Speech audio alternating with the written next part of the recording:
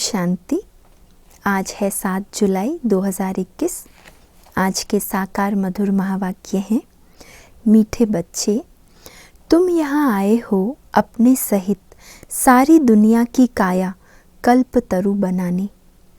याद से ही काया कल्पतरु बनेगी, याद से ही काया कल्पतरु बनेगी, निरोगी बनेगी, सतोप्रधान काया बन जाएगी।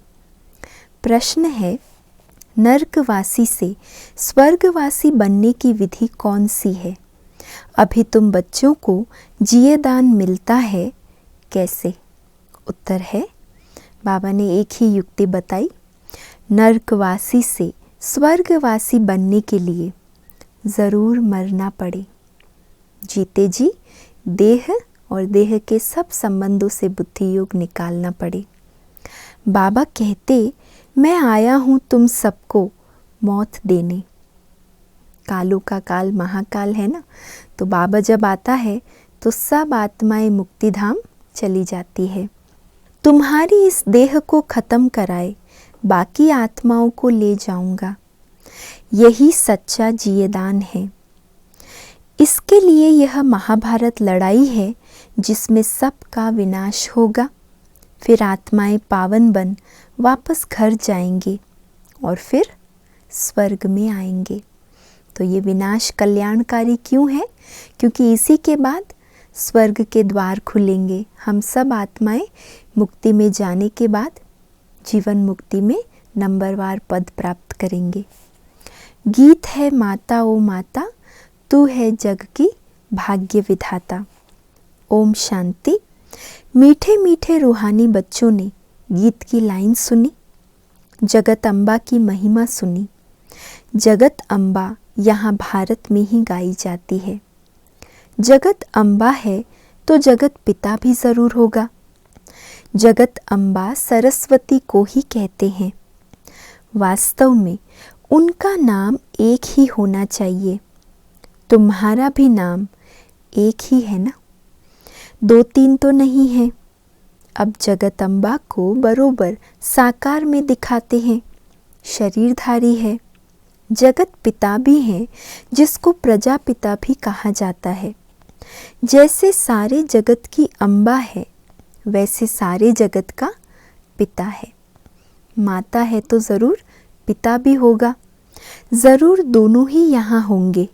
दोनों का नाम भी सुनाया, दोनों है प्रजापिता और प्रजा माता। अब दूसरा जगत पिता कहा जाता है निराकार शिव बाबा को, जो कि सबके पिता हैं। उनका नाम ही है परम पिता परमात्मा शिव। सिर्फ ईश्वर व परमात्मा नहीं कहना है, उनका नाम रूप भी है ना। उनको गॉड फादर कहा जाता है। एक है आत्माओं का बाप, दूसरा है साकारी मनुष्य आत्माओं का बाप और मम्मा। एक है सर्व आत्माओं का बाप शिव बाबा, दूसरा है साकारी मनुष्य आत्माओं का बाप और मम्मा। इसीलिए लौकिक, अलौकिक और पारलौकिक 3 पिता की पहचान हमको मिलती है। शिव है आत्माओं का पिता, आत्मा कहती है वह हमारा बाप है। फिर आत्मा को यह साकार शरीर मिलता है तो कहते हैं ब्रह्मा बाबा, तो 2 बाप हो गए, एक शिव बाबा, दूसरा प्रजापिता ब्रह्मा। शिव बाबा का बच्चा है ब्रह्मा। एक निराकार पिता, एक साकारी पिता। निराकार पिता को कहा जाता है पतित पावन। ब्रह्मा व सरस्वती को पतित पावन नहीं कहा जाता। पतित पावन तो एक है, यह 2 हो गए। सब पुकारते हैं पतित पावन आओ, तो 2 बाप हो गए। देखो बाबा क्या कह रहे, निराकार को ही पतित पावन कहा जाता, ब्रह्मा या सरस्वती को नहीं कहा जाता। इसीलिए पतित पावन की महिमा जो है वो एक निराकार शिव बाबा के लिए है। शिव बाबा है रचयिता, नई दुनिया रचते हैं तो पहले ब्रह्मा को ज़रूर रचना है। विष्णु और शंकर को कभी प्रजापिता नहीं कहते हैं, ब्रह्मा को ही प्रजापिता कहते हैं, तो शिव बाबा प्रजापिता ब्रह्मा द्वारा एडॉप्ट करते हैं। कहते हैं हम शिव बाबा के बच्चे हैं। शिव बाबा ने इसमें प्रवेश कर एडॉप्ट किया है। ब्रह्मा कुमार ब्रह्मा कुमारी बनाया, शिव बाबा ने एडॉप्ट कर अपना बच्चा बनाया। वही आत्माओं को पावन बनाते हैं। आत्मा ही पतित बनी है, इस कारण शरीर भी पतित मिलता है। सोने में चांदी, तांबे, लोहे की खाद डालते हैं तो आत्मा में भी खाद पड़ती है। असल में आत्मा पवित्र मुक्ति धाम में रहने वाली है, जहाँ शिव बाबा भी रहते हैं। कितना प्यार से बाबा परम पिता, पारलौकिक पिता कौन है, उनका कर्तव्य क्या है, कहाँ रहते हैं, निराकार और साकार बाप का क्या अंतर है, कर्तव्यों में क्या अंतर है, निराकार की महिमा क्या है, बहुत सुंदर और विस्तार से बाबा हमको सुना रहे हैं। अब शिव बाबा प्रजापिता ब्रह्मा एक को बाप, एक को दादा कहेंगे। ये तो तुम जानते हो, सब मनुष्य मात्र शिव की संतान हैं। शिववंशी, फिर है ब्रह्मा कुमार और कुमारियाँ। शिव बाबा और दादा इकट्ठे हैं। शिव बाबा इसमें विराजमान है, हमको ब्राह्मण बनाए राजयोग सिखाते हैं, मनुष्य को देवता बनाने। देवताएं रहते हैं सतयुग में। देवताओं को पतित पावन ज्ञान का सागर नहीं कहा जाता, उनको बाबा भी नहीं कहा जा सकता। अब तुम विष्णुपुरी के मालिक बन रहे हो। विष्णु के दो रूप लक्ष्मी नारायण हैं, यह मनुष्य नहीं जानते। जो भक्ति करते हैं उनको दो बाप जरूर हैं। सतयुग में एक बाप होता है। वहाँ ऐसे नहीं कहते कि हे परमपिता परमात्मा दुख हरता सुख करता आओ। वहाँ तो देवी देवताओं का राज्य था। सतयुग में कभी हम ऐसे नहीं पुकारेंगे कि हे परमपिता परमात्मा दुख हरता सुख करता आओ, क्योंकि हम वहाँ संपूर्ण सुख की प्रारब्ध भोगते हैं। वे कभी हे गॉड फादर लिबरेटर नहीं कहेंगे। वहाँ कोई पतित दुखी होते ही नहीं जो पतित पावन को बुलाए। तुम जानते हो भारत में आज से 5000 वर्ष पहले देवी देवताओं का राज्य था। पीछे फिर 1250 वर्ष बाद होता है राम सीता का राज्य। बाप सिद्ध कर बताते हैं सतयुग त्रेता में तुमने 21 जन्म लिए। ब्राह्मण देवता क्षत्रिय सब भारत में ही बनते हैं। बाप आकर पुरानी दुनिया को नया बनाते हैं।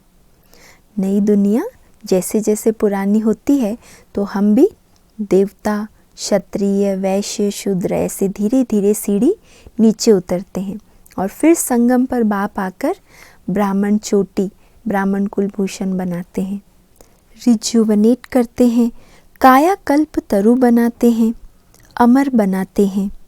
तुम बच्चों को बाप आकर अमर लोक का मालिक बनाते हैं। जब भारत अमर लोक था तब देवताओं का राज्य था। सीढ़ी उतरते उतरते मृत्यु लोक के आकर मालिक बने हैं। कहते हैं ना हमारा भारत, तो प्रजा भी मालिक हुई ना। तुम भी कहेंगे हमारा भारत। हम भारत के मालिक थे परंतु नर्कवासी। देवताएं कहेंगे हम स्वर्गवासी हैं। तुम भी स्वर्गवासी थे, फिर 84 जन्म भोग नर्कवासी बने हो। भारत तो वही है, लेकिन वही भारत पहले स्वर्ग था, पर अब बिल्कुल कंगाल पतित होने के कारण नर्क समान नर्कवासी कहलाते हैं। यहाँ भारत में ही शिव बाबा जन्म लेते हैं। शिवरात्रि और शिव जयंती गाई जाती है। कृष्ण जयंती भी मनाते हैं। उनकी तो वेला भी बताते हैं। फलाने समय माता के गर्भ से जन्म हुआ। सतयुग में जन्म तो ज़रूर माता के गर्भ से लिया होगा। कृष्ण जयंती होती है सतयुग नई दुनिया में, फिर पुनर्जन्म में आने लगा। बाबा सिर्फ एक की बात नहीं करते, कृष्णपुरी सो विष्णुपुरी। राजाएं उतरते हैं तो सारी डिनाइस्टी उतरती है, उसमें राजा रानी प्रजा सब आ जाते हैं। जब चंद्रवंशी का राज्य होता है तो सूर्यवंशी का राज्य पास्ट हो गया, ट्रांसफ़र होकर चंद्रवंशियों को मिलता है, फिर वैश्यवंशियों को मिलता है। पहले सूर्यवंशी, फिर चंद्रवंशी, फिर वैश्यवंशी। अब तुम समझते हो हम ब्राह्मण कुल के चोटी हैं, चोटी के ऊपर है बाप। हम पहले ब्राह्मण थे, फिर शूद्र अथवा पैर बने। पैर से एकदम चोटी बनते हैं, पहले शिव बाबा फिर है चोटी। बाबा ने तुमको ब्राह्मण बनाया है, अब तुम शिव बाबा को बाबा बाबा कहते हो। इस हिसाब से पोत्रे पोत्रियां हो गए। तुम जानते हो कि हम सब ब्रह्मा की संतान ब्राह्मण ब्राह्मणियां हैं, और ब्रह्मा का भी पिता शिव बाबा। तो शिव बाबा जैसे कहते हैं डाडे से वर्षा मिलता है बच्चों को। एक बाप के हम सब बच्चे हैं। भाई बहन कब क्रिमिनल असॉल्ट कर नहीं सकते। कितने ढेर बच्चे सब कहते हैं बाबा, तो इतने सब झूठे थोड़ी हो सकते। सबका बाप तो वही निराकार शिव और साकार प्रजापिता ब्रह्मा है। बस एक बाप के बच्चे भाई बहन ठहरे। तुमको पवित्र ज़रूर बनना है। स्त्री पुरुष पवित्र कैसे बने, इसलिए यह युक्ति ड्रामा में नूंदी हुई है। यहाँ सिर्फ ब्रह्मा कुमार कुमारियाँ हैं, कोई शूद्र कुमार कुमारी है नहीं। वह है पतित शूद्र तुच्छ बुद्धि, क्योंकि बाप को नहीं जानते हैं। कहते हैं ओ गॉड फादर। अच्छा, उनका ऑक्यूपेशन पता है? बाबा पूछते हैं, जब ये कहते हो ओ गॉड फादर, तो क्या उनका ऑक्यूपेशन पता है? नाम रूप देश काल बताओ, उनकी जीवन कहानी बताओ। अगर नहीं जानते हो तो नास्तिक ठहरे। रचयिता और रचना के आदि मध्य अंत को नहीं जानते। वह है पतित दुनिया, सतयुग पावन दुनिया। कलयुग को पतित दुनिया कहा जाता है। इस समय बिल्कुल तमो प्रधान है। इनको रौरव नर्क कहा जाता है। इनकी भी स्टेजेस होती है। द्वापर से नर्क बनना शुरू होता है, फिर वृद्धि को पाता है। भक्ति भी पहले सतो प्रधान अव्यभिचारी थी, फिर सतो रजो तमो होती है। तुमने देखा होगा जहाँ 3 रास्ते मिलते हैं उसको टिवाटा कहते हैं। उसकी भी मनुष्य पूजा करते हैं। जहाँ ऐसे 3 रास्ते मिलते हैं वहाँ भी पूजा करते हैं। उस पर तेल आदि चढ़ाते हैं, माथा झुकाते हैं। अब कहाँ शिव बाबा की पूजा, कहाँ टिवाटे की। इसको कहा जाता है तमो प्रधान भक्ति। पानी की भी पूजा करते हैं। पतित पावनी गंगा बहुत गाते हैं। अब पतित पावन कौन है? बाबा पूछ रहे, अब पतित पावन कौन है वो तो जानते नहीं। पानी की गंगा को पतित पावनी समझ उसमें स्नान करते हैं। पानी की गंगा कैसे पतित पावनी हो सकती है? वह तो पानी है ना। पानी में स्नान करने से अगर पाप धुल जाते तो फिर भगवान को भारत में आने की दरकार ही नहीं पड़ती। ये भारत स्वर्ग कहलाता, ये समय कलयुग नहीं सतयुग कहलाता था। लेकिन बाबा कहते पानी से कैसे पावन हो सकते? पतित पावन तो बाप है। शिव जयंती भी भारत में होती है, तो ज़रूर भारत में ही आता होगा पतितों को पावन देवता बनाने। ब्रह्मा तन में आकर मनुष्यों को देवता बनाते हैं। यहाँ तुम आते ही हो पतित से पावन बनने। जैसे तुम्हारी 2 भुजाएं हैं, वैसे उन्हों की भी 2 भुजाएं हैं। 4-8 भुजा वाला कोई मनुष्य होता नहीं। यह अलंकार दे दिए हैं।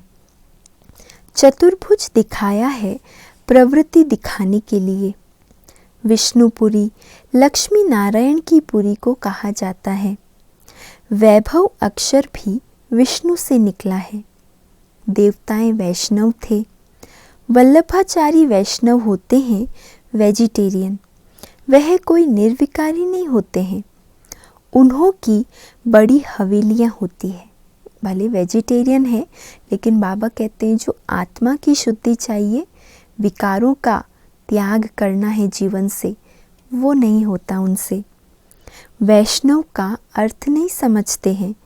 विष्णुपुरी में रहने वालों को वैष्णव कहा जाता है। वैष्णव पवित्र को कहा जाता है। राधे कृष्ण का अलग मंदिर, लक्ष्मी नारायण का अलग मंदिर बना दिया है। भारतवासी जानते ही नहीं कि उन्हों में क्या फ़र्क है। राधे कृष्ण ही लक्ष्मी और नारायण बनते हैं। यह किसको भी पता नहीं, वो है बचपन का रूप। राधे कृष्ण है बचपन का रूप। फिर राज तख्त तिलकधारी बनने के बाद नाम पड़ता है लक्ष्मी और नारायण। वह है बड़ेपन का रूप। लक्ष्मी नारायण के छोटेपन के चित्र कोई है नहीं। लक्ष्मी नारायण को सतयुग में और राधे कृष्ण को द्वापर में ले गए हैं। अभी तुम रचयिता बाप और रचना के आदि मध्य अंत को जान गए हो। बाबा झाड़ का भी राज समझाते हैं, ड्रामा का भी राज समझाते हैं। झाड़ को देखने से समझेंगे कि शंकराचार्य तो कलयुग में आते हैं। सन्यासियों की डिनाइस्टी सतयुग में तो हो नहीं सकती, क्योंकि वो तो सुख को कागविष्टा समान समझते हैं, तो इसलिए उनका पार्ट सतयुग में नहीं है।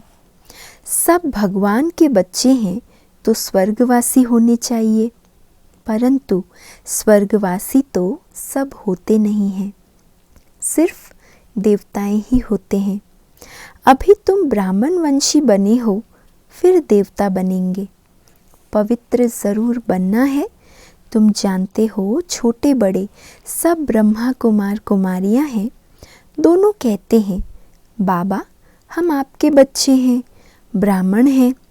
ये है बाप दादा आदिदेव ब्रह्मा और शिव बाबा। तुम जानते हो हम ब्रह्मा बाबा और शिव बाबा के सामने बैठे हैं। मुरली सुनते समय भी क्या हमें याद रहे, स्मृति में रहे, हम बाप दादा के सामने बैठकर मुरली सुन रहे हैं। बाप कहते हैं मुझे याद करो तो पतित से पावन बन जाएंगे। हम वर्षा शिव बाबा से लेते हैं। शिव बाबा हमारा बाप भी है, पतित पावन भी है, गुरु भी है। अब यह है संगम युग। पतित से पावन बनने का मेला। पतित पावन द्वारा ही पावन बनते हैं। तो वास्तव में पानी के स्नान से पावन नहीं, लेकिन ज्ञान सागर के ज्ञान अमृत पान से या ज्ञान सागर में डुबकी लगाने से आत्मा पावन बनती है। संगम पर नदियों और सागर का मेला है। नदियों का मेला तो होता नहीं, अब ज्ञान सागर और तुम आत्माओं का, माना बच्चों का और बाप का मेला लगता है। तुम आए हो ज्ञान सागर के पास। ज्ञान गंगाएं, तुम ज्ञान सागर से निकली हो। कितनी सुंदर बात है। हम ज्ञान गंगाएं ज्ञान सागर से निकली हुई हैं। तुम ज्ञान स्नान कराए पावन बनाते हो, योग सिखाते हो। जो ज्ञान सागर का कर्तव्य, वही हम ज्ञान गंगाओं का भी कर्तव्य। सागर का परिचय दे तुम यहाँ ले आए हो मेले पर। इस समय तुम जब ब्राह्मण बनते हो तो तुमको 3 बाप हैं। लौकिक पिता भी है और प्रजापिता भी है, फिर शिव बाबा भी है। भक्ति मार्ग में 2 पिता होते हैं। सतयुग में 1 पिता होगा। ये समझने की बातें हैं। अभी तुम्हारी आत्मा कहती है मेरा तो एक शिव बाबा, दूसरा न कोई। मित्र संबंधी आदि होते हुए भी कहते हैं, क्या कहते हैं? मेरा तो एक शिव बाबा है। उनकी याद से ही पतित से पावन बनना है। आत्मा जानती है वह हमारा बाप भी है, टीचर भी है, सतगुरु भी है। हमारी आत्मा को बाप लेने आए हैं। ब्रह्मा तन में प्रवेश कर पावन बनाते हैं। तुमको ले जाने के लिए बाप आए हैं। तुम सबको मौत देने आया हूँ। बाबा क्या कह रहे हैं? मैं तुम सबको मौत देने आया हूँ। माना इस पुरानी दुनिया से, नर्क से छुड़ाकर स्वर्गवासी बनाने आया हूँ। नर्कवासी से स्वर्गवासी बनने के लिए ज़रूर मरना पड़े ना। तुम्हारी इस देह को खत्म कराए बाकी आत्माओं को ले जाऊंगा, लेकिन वो मरने के पहले बुद्धि बल से, बुद्धि द्वारा जीते जी देह के सब संबंधों से बुद्धि को निकाल देना है। बाप कहते हैं तुमको जियदान देता हूँ। ये महाभारत लड़ाई है ना, सबका विनाश होगा, नहीं तो कैसे ले जाऊंगा। आत्माओं को पवित्र बनाए घर ले जाता हूँ। वह तो शांति धाम है।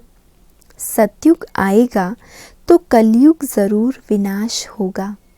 या तो सतयुग होगा या तो कलयुग। अगर सतयुग लाना है तो कलयुग ज़रूर विनाश होगा। इसके लिए महाभारत लड़ाई मशहूर है।